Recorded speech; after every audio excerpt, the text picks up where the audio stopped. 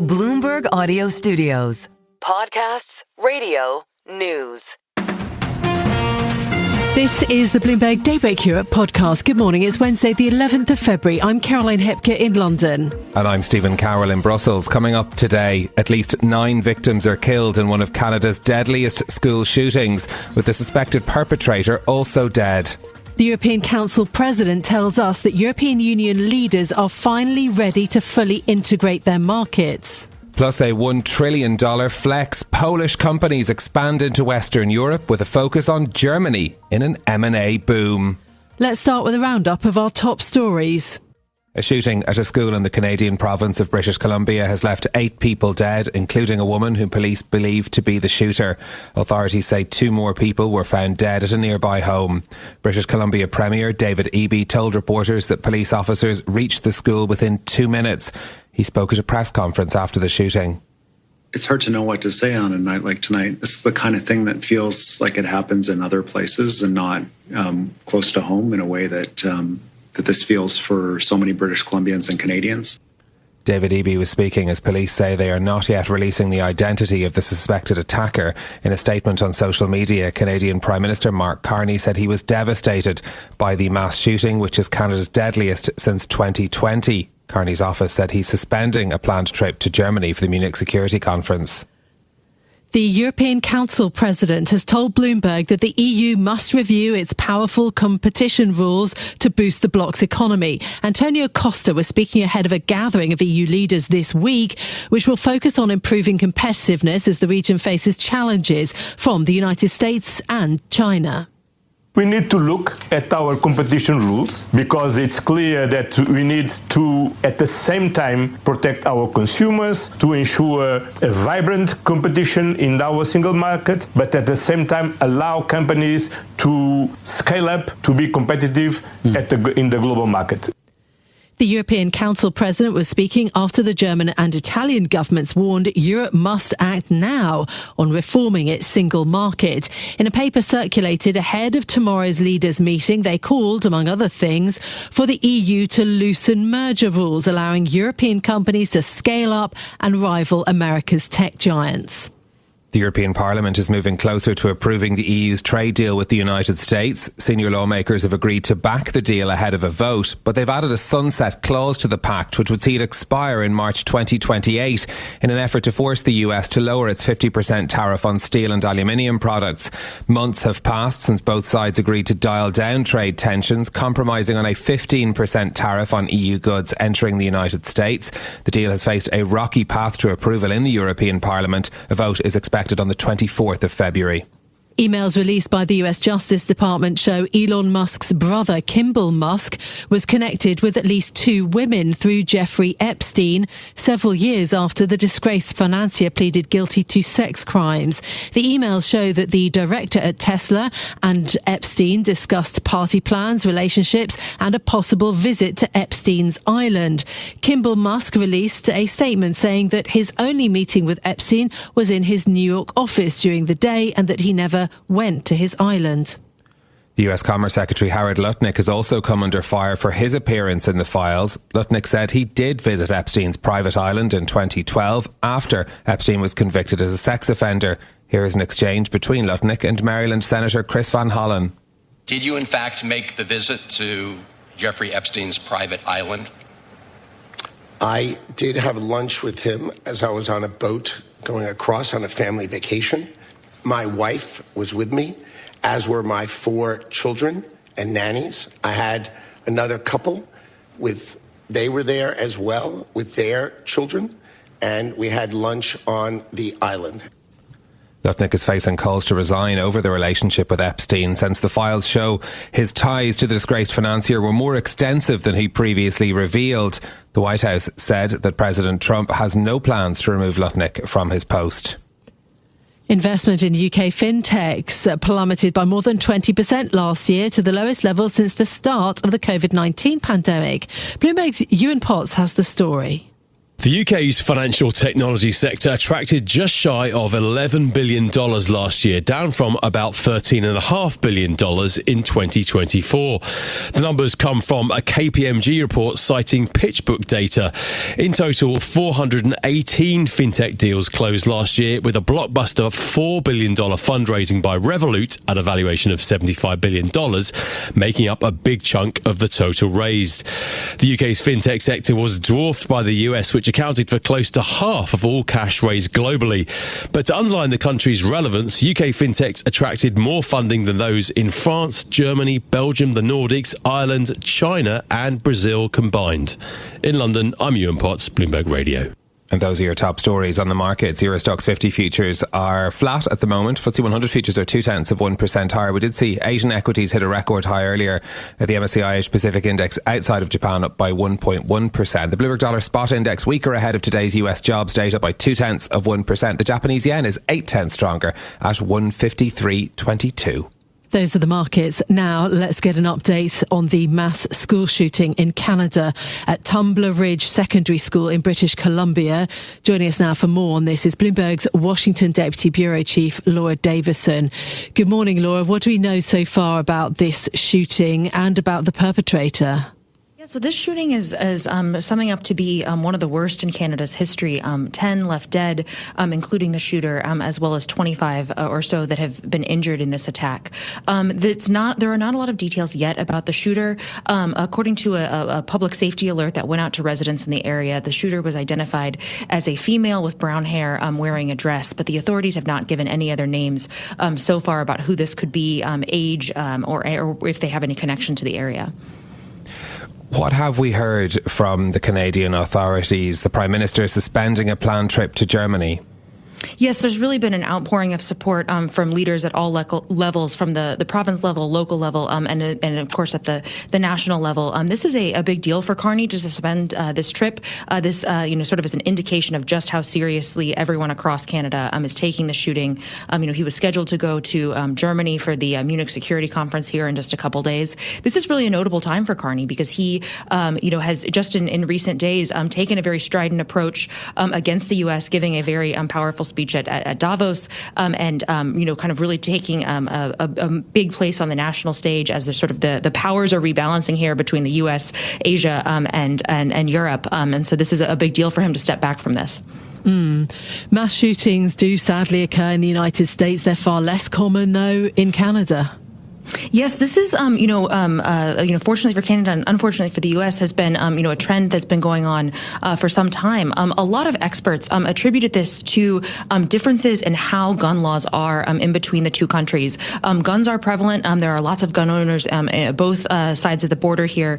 But in the U.S., it's treated as a constitutional right. It's written into the U.S. Constitution, and that's made it very hard for U.S. policymakers to be able to restrict gun ownership and put other limits on gun owners. In Canada, for example, they have a lot more restrictions in terms of these red flag laws that allow guns to be taken away for people with mental health or other concerning behavior issues. There's a national registry, and there's just more sort of protections that a lot of experts have credited to lessening the number of unfortunate gun incidents, including mass shootings like we've seen just recently. Okay, Laura, thank you very much for bringing us up to date on the latest. That's our Washington Deputy Bureau Chief, Laura Davison there. Now to a significant conversation, our attention moving to Europe. Could this be the moment that European leaders take decisive steps towards shoring up their economy? Antonio Costa, who chairs the meetings of EU leaders, has been speaking to Bloomberg ahead of an informal summit that's taking place tomorrow, which will focus on trying to improve competitiveness in the face of the US and China. Our chief Europe correspondent, Oliver Crook, spoke to the European Council President, and he joins us this morning. Hi, Ollie. So it's been 18 months since the Draghi report that talked about a reform being existential. A year since Donald Trump took office and started threatening tariffs on the EU.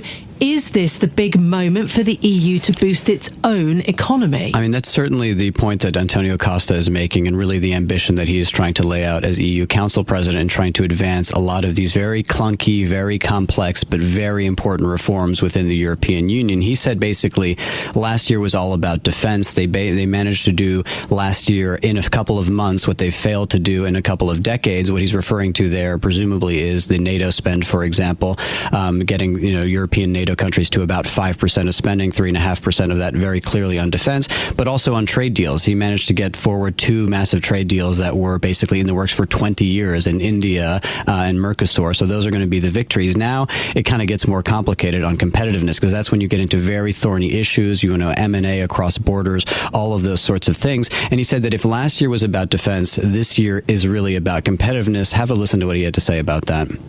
We need to focus this year on competitiveness with the same energy that last year we focused on defense. And for this, we need to approve, as soon as possible, a roadmap to complete and deepening the single market. That means that we need to create a real single market on energy, on telecoms. We need to approve the so-called 28th regime, to have a simple and single company law across all the European Union.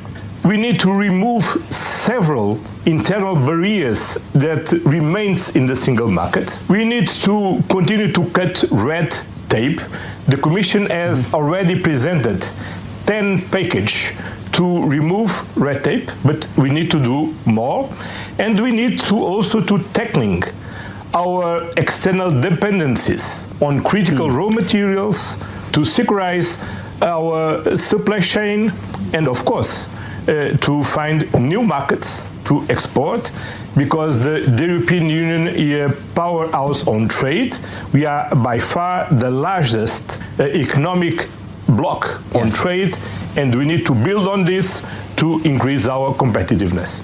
So, Oliver, the prescription is clear, what needs to be done. Antonio Costa laying out some of the priorities there, but is there the political will to do it? Yeah, and I think we should sort of hasten to add that on many of that very long laundry list that he sort of enumerated there, whether it's everything from sort of telecoms between the European countries, the Capital Markets Union, very little progress has been made. And I think something like the Capital Markets Union, I asked him at the end of the interview, 12 months from now, let's be concrete. If you sit down here, what will you have achieved? He sort of was hedged himself a little bit, because of course he doesn't want to front run a lot of these world leaders, but it seems that really his priority is going to be on cutting this red tape and also potentially moving forward on the capital markets. So that's going to be the big thing. What I think Macron and many others, and Emmanuel Macron coming out over the last couple of days, calling this the Greenland moment. And he's saying that this Greenland moment, pushing Europeans together, should encourage them to basically get joint debt together, to really get these programs off the ground. As you know, Stephen, this is always a very sort of spirited debate at the EU level. But what I thought was also very interesting, talking to Antonio Costa, because we had that speech from Mark Carney at Davos, where he's talking about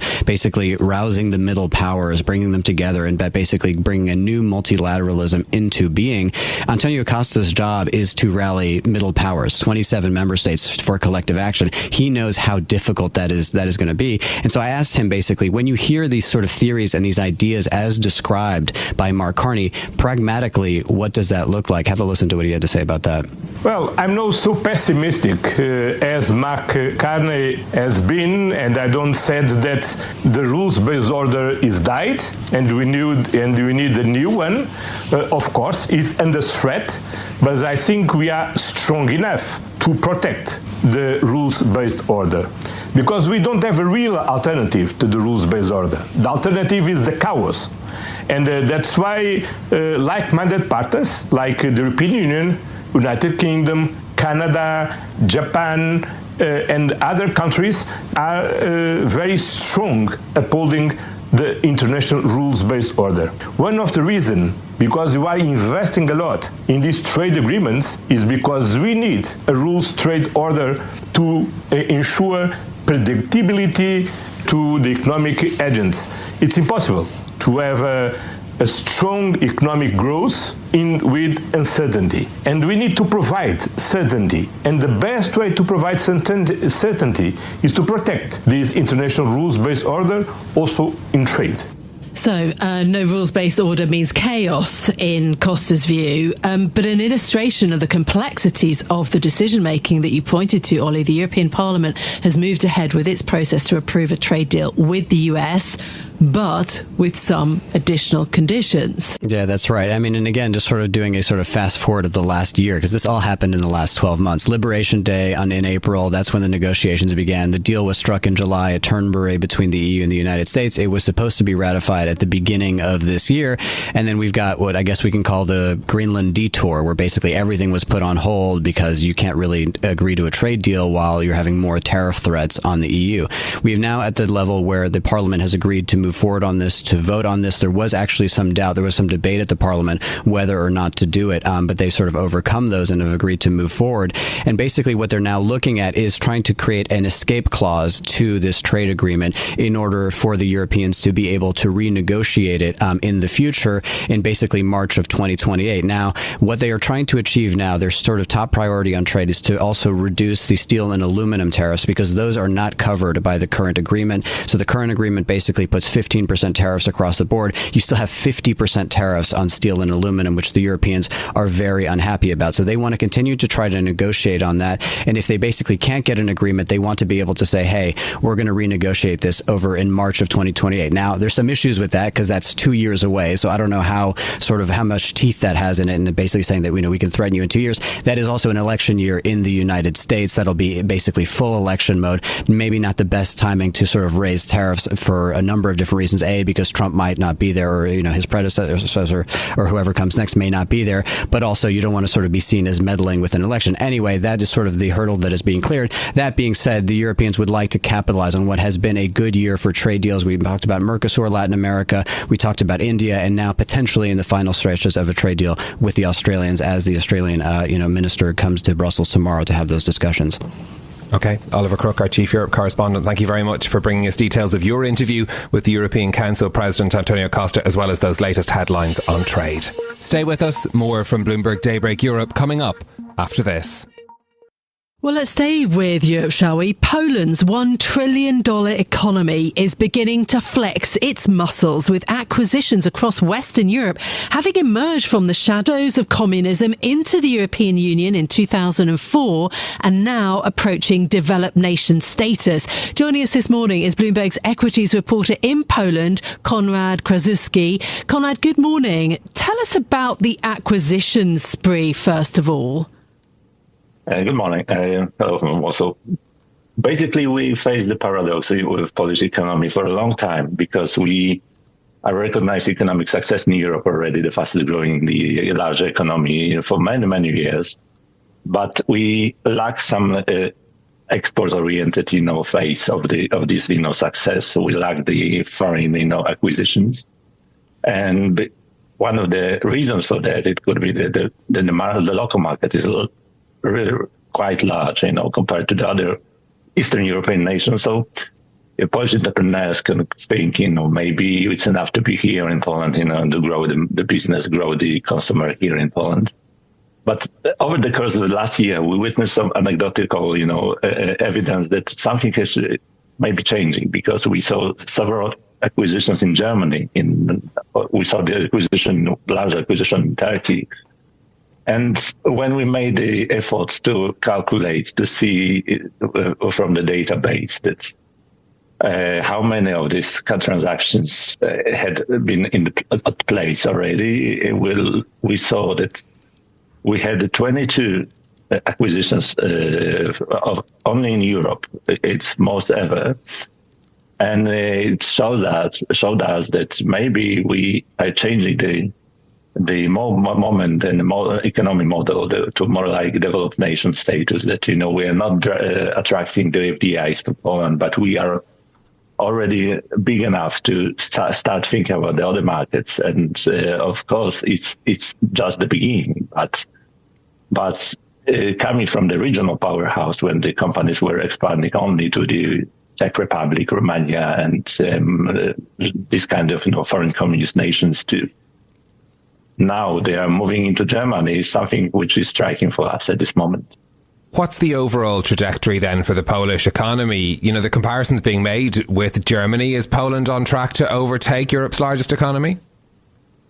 For the Germany, we always look at the German as something unrivaled because of the size of this neighbor and the strength of especially in the industry there. But having said so, that when we talk to some entrepreneurs, trying to get this market, we have some strengths because we are latecomer to different, industries. We are latecomer to different, consumer, related business. So we can do things differently. I mean, Germany is lagging behind with the technology. We're lagging behind with kind of fintech approach. So entrepreneurs we talk to, such as Wieczorna Polska, that bought the big travel company in Germany, and some IT businesses said, we have some advantages. That doesn't mean that we're going to overtake Germany in the next couple of years, but definitely they say that we have something to be added to their businesses, like the way we manage the IT sphere.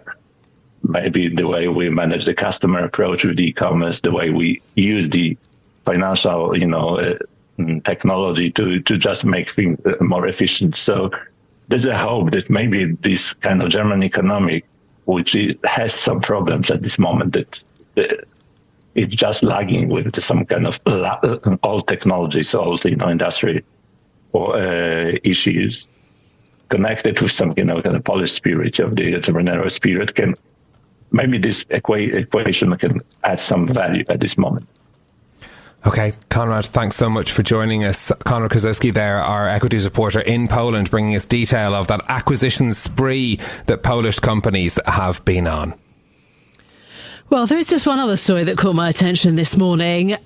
Classic cars apparently hitting blistering highs at auction. The value of classic cars sold at the 3 major auction events that we've seen in January. Apparently they jumped 80% according to classic.com. I was just thinking, this is all being driven by younger collectors, throwback to their youth, apparently. Colin, I was wondering if you've been out shopping for classic cars on the weekend, thinking about, I could see you zipping around North London in one of those, stylish convertibles. I love it. There is actually a pizza joint in North London where it is also a classic car showroom. Amazing pizza, amazing cars. It's good There's fun. meant to be overlapping interests. Is that if you like pizza, you're thus going to be interested in classic cars? Well, you certainly can't put any greasy fingers on the vehicles on display. I hope not. Yeah, I love this story, though, about just the enormous cost, the value of classic car market in the US, $25 billion. And yeah, the buyers are younger. GTO was the big one that was sold in January, a white one, the only one. Anyway, one story that we were thinking about this morning, might put a link to it in our show notes just in case you happen to have the few million that you need to buy one. This is Bloomberg Daybreak Europe, your morning brief on the stories making news from London to Wall Street and beyond. Look for us on your podcast feed every morning on Apple, Spotify and anywhere else you get your podcasts. You can also listen live each morning on London DAB Radio, the Bloomberg Business app and Bloomberg.com. Our flagship New York station is also available on your Amazon Alexa devices. Just say, Alexa, play Bloomberg 1130. I'm Caroline Hepker. And I'm Stephen Carroll. Join us again tomorrow morning for all the news you need to start your day, right here on Bloomberg Daybreak Europe.